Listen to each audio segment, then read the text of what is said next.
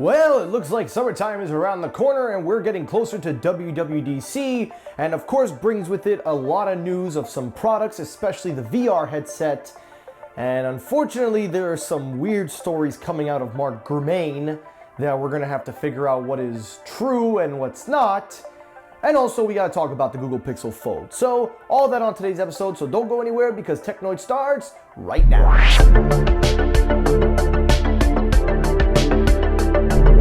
Alrighty, the first story, the main story of the day, the Apple VR headsets. Now, originally I was going to make the Pixel Fold the main story for today, as we've gotten a lot of information to talk about that. But because that's going to take up a little bit of time, I want to save that for the end for those of you that watch my videos. And also, number two, there is a lot of other things to talk about in today's episode, so you got to pick which one you got to go with. But in regards to the VR headsets, we've been hearing a lot of reports about this project now that it's getting closer and closer. And while we're hearing reports that it is, quote, revolutionary, it's a breakthrough, it's unlike anything that Apple has ever done, there's still that question that needs to be asked is, how is Apple going to convince people to buy this product if it's going to be on sale for around $2,000 or even in the thousands? You know, it's one thing if it was $300, $500, but you're asking people to pay a huge premium. That's a lot of money.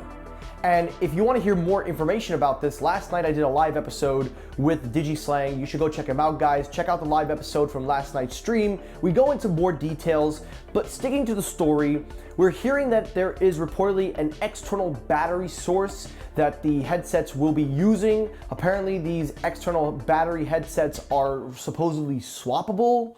And apparently, now we're hearing reports that the battery pack that charges these devices will be using a, quote, proprietary charging connector. Because we just needed more proprietary Apple stuff. Just because we needed that. Now, before I go into this, before I go into the details, I just want to say that even though Mark Gurman has proven a credibility, I don't believe it. I'm sorry, I don't believe it. But before I say why, let's talk about the details. So reportedly, these headsets are looking to be both wired/wireless, because of course that's the name of the game with Apple. You can hardwire them with this battery pack that will be, quote, rechargeable and will be swappable. Apparently, these battery packs will run you 2 hours of playtime with the headsets, and you can swap them to achieve more battery, or you can plug them in hardwire with a, quote, proprietary connector, because we just need more of that. And lastly, the headsets are also looking to be more geared towards the gaming area. So, yeah. The reason why I'm a little kind of not talky as much as I am is because I'm gonna be honest with you. I don't believe for 1 second Apple is going to include anything that's changeable or swappable. Why would they do that? Just honestly, why would they do that? The Oculus doesn't even do that. Now listen, I'm not saying it's not possible, but that just doesn't sound Apple. Do I believe of a proprietary connector? Yes. I would believe that anytime, any day. If it was a form of MagSafe type of connector, that I could believe. That I would understand. But a battery pack that's removable and uses its own charger? I'm sorry. I don't believe that for a second. Now, is it possible? Yes, but I don't believe it. Prove me wrong. Prove me wrong. But to really talk about these rumors, I gotta be honest, I'm not that enthusiastic for VR technology. Listen, I'm not saying that it's out of the possibility that there's a lot of potential. I'm not saying that there isn't. There is. There is a lot of proof of concept with VR and AR integration. But where Apple is losing me is why I should invest in it, why I should buy it, and we don't even know how it's gonna be. Apple is supposedly going to revolutionize in this area because that's what all the beta testers are saying. They want to create a new category. And you know what? I hope that they do that. I do hope they build out their VR, AR software. I hope they build out the infrastructure and then they make a more affordable VR headset for the people that can't afford this new one.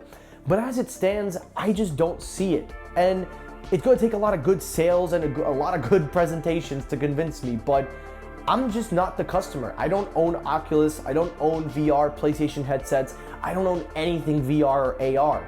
I'm just not that kind of guy. But if there are areas that they can innovate in and bring something new to the table, then I'm absolutely all for it. But as it stands right now, I'm just not into this whole AR, VR headset. I will cover it, I will talk about it, and I will give you the news, but don't expect me going out dropping that kind of money. There are more things. I'd rather buy a Mac Studio with that kind of money. At least I could do things with it. Just, you know, say. Alrighty, the second story, keeping up with the Mac Studio, we've also got some updates with the Mac Pro and the Mac Studio. According to reports, it seems that the Mac Pro is still not ready. Seems that they are not going to release it at WWDC. However, there are reports saying that they may hint at the Mac Pro, that they may show glimpses of it, potential, basically teasers, and then of course they'll announce it and then give the pre-order date and everything. But in regards to the Mac Studio, we are hearing reports that Apple is still going to continue support for the Mac Studio. Thank you, thank you, thank you. That is my next computer 100% all day, every day. But it will not come until the M3. Now, reports do also further state that the M3 Pro and the M3 Pro Max are going to be the new release cycle for the Mac Studio. Now, before you say, oh wait, why'd you say M3 Pro? It's because Apple is secretly internal testing an M3 Pro model with the Mac Studio along with an M3 Pro Max or Max chip, whatever you want to call these chips at this point. However though, the M3 Ultra, the one that was shipped with the M1 Ultra, reportedly will not be in the Mac Studio and will instead be taking the place for the Mac Pro. Now that is actually a very good option, and I like that idea that you separate the Ultra for the Pro users, because that's Pro money. But for the M3 Max, that's great for content creators like myself. So I'm actually perfectly fine with that. I have no problem whatsoever if they do that, and I absolutely like that idea. So good job, Apple. You kept us entertained. And now a word from our sponsor. So as you know, the Technoid Show is a proud affiliate of Slate Chocolate Milk. Slate Milk has been kind enough to work with the Technoid Show for almost a year now, and I am happy to announce that they have really stepped it up in regards to protein milk for those that work out like myself, but also for people that are lactose intolerant. Slate Milk is lactose free. It is also low on sugars and carbs. It is only 100 calories depending on the model you get, but most importantly, their flavors are delicious. I have drank them numerous times on my channel if you have not seen, and they have some great flavors from the original classic chocolate to mocha, dark chocolate, French vanilla, latte, etc., etc. And now with their new powder formula, which you can now add to make your own, they've just expanded their lineup even more. Head on over to slatemilk.com, check out all their flavors and choices, use a promo code Technoid to save yourself some money at checkout.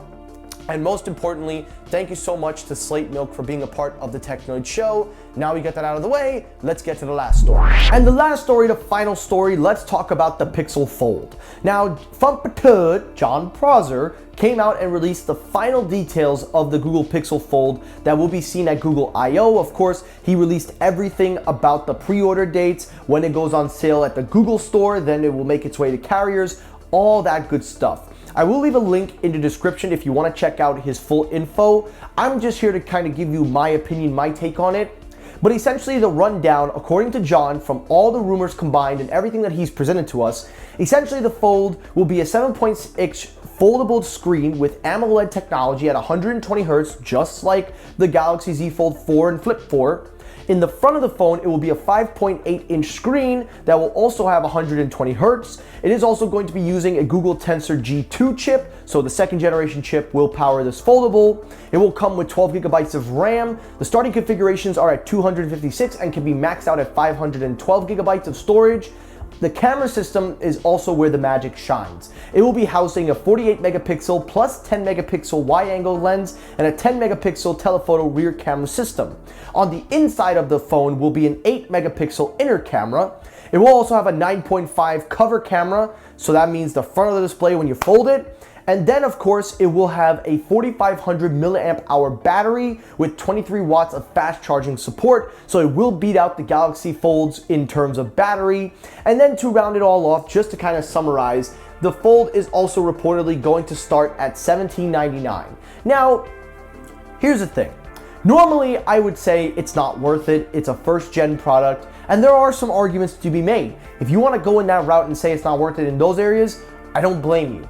However, seeing what Samsung has done with the market, seeing what Samsung has done with foldables, and actually, as a matter of fact, after using one myself, having one with me every day, I can tell you guys that there is a lot of potential for foldables. They bring a new experience and they absolutely deliver in a lot of areas that you normally wouldn't expect them to deliver. However, though, the biggest caveat is still price. For a folding phone of this caliber, I understand if it's out of range, especially with a lot of the first gen idea in this area.